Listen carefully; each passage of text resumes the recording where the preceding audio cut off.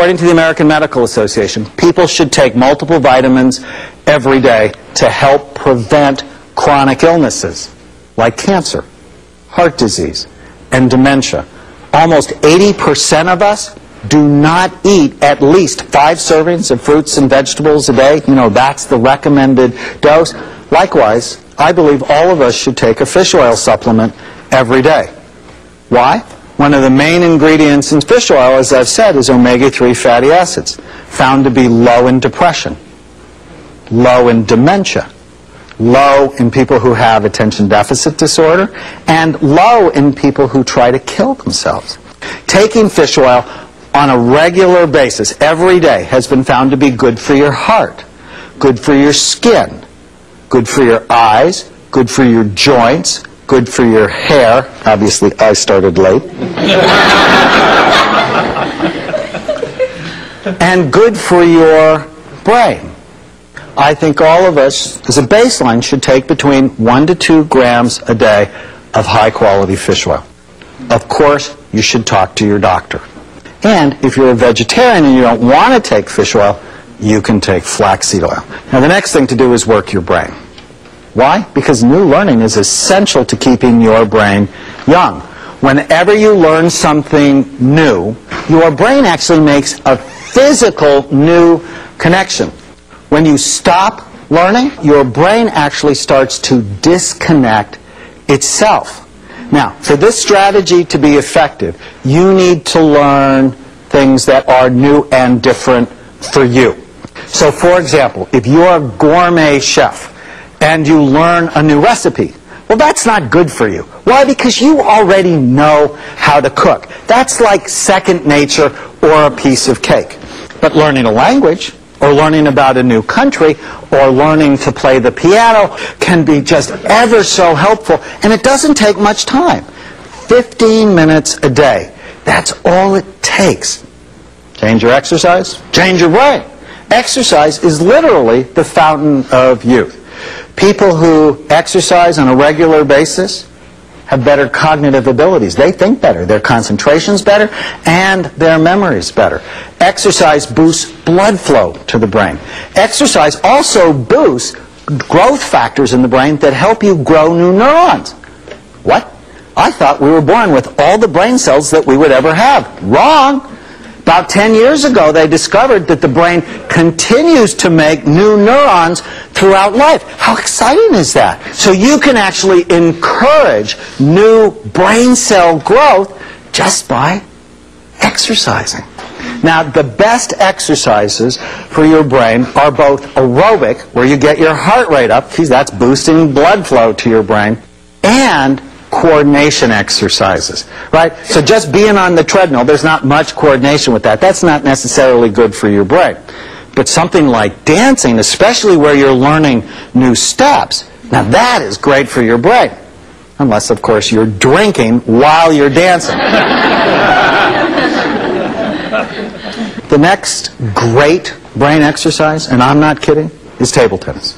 Because you have to get your eyes, your hands, and your feet all to work together at the same time while you're thinking about the spins on the ball. There's this fascinating study from Japan where they actually scan people before and after playing table tennis for 10 minutes. And what they found is their cerebellum worked better and their prefrontal cortex, remember that? The most human, thoughtful part of your brain, also worked better. Table tennis is great for your brain. So more table tennis, less football, and boxing. Do you think boxing is a good brain sport? It's a bad brain sport. Come on, let's be thoughtful about this. All right, who among you wants to live to 85 or beyond? Okay, you want to pay attention now. Why? Because 50% of people who live to 85 will be diagnosed with Alzheimer's disease. Wow. Well, that means you need to pay attention, and you're at risk for Alzheimer's disease. If you have a family member that has it, if you have a personal history of a head injury, heart disease, a stroke, diabetes, cancer, ADD, or depression, you're at risk for Alzheimer's disease if you don't exercise twice a week. You're at risk for Alzheimer's disease if you do not engage in regular lifelong learning. And if you pay attention to me, I'm going to teach you how to prevent it. With these strategies that I'm going to talk about, you can delay the onset of Alzheimer's disease by 6 years or more. But you need to make these interventions part of your life now. So what I'm going to do now is I'm going to talk to you about each of the risk factors for Alzheimer's disease. Okay, so the first risk factor is genetics. You have it in your family, and there's certain genes that increase your risk for Alzheimer's disease. So if you have a genetic risk, how do you decrease that risk? Well, you can't get different parents. So what that means is you have to take prevention seriously, as early as possible. The next risk is a brain injury. If you've had a brain injury, you have a higher risk, especially if you have Alzheimer's disease in your family. Now, how do you prevent getting a brain injury? Wear your seatbelt. Drive a safe vehicle. Wear helmets that fit. Don't play with your brain. And if you had a head injury, know that you're at a higher risk and you have to take prevention seriously. If you drink too much alcohol, you now have a higher risk for Alzheimer's disease. How do you decrease or eliminate this risk? Stop drinking. This is not that hard. Drink less. If you have cardiovascular disease, including hypertension or high cholesterol levels, that increases your risk for Alzheimer's disease. How do you decrease that risk? It's diet and exercise. And if you have heart disease or vascular disease, don't play with it. Get it treated. Because when these things run away from you, you are so much more likely to be demented. If you exercise less than twice a week, you now have a higher risk for Alzheimer's disease. So how do you decrease that risk? Exercise more. If you drop out of school, or if you're in jobs that do not require lifelong learning, you have a higher risk. So how do you decrease that risk? Regular lifelong learning. Always be enrolled in some sort of educational activity. If you have diabetes, that increases your risk. So how do you decrease the risk of diabetes? Diet and exercise.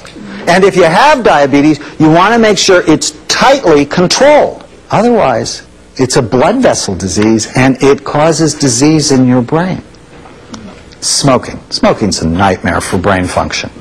Now, interestingly, the early studies on smoking and Alzheimer's disease said smoking protected you from Alzheimer's disease.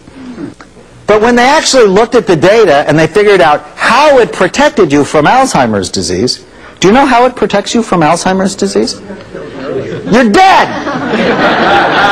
Dead people don't get Alzheimer's disease. But when they corrected for the dead people,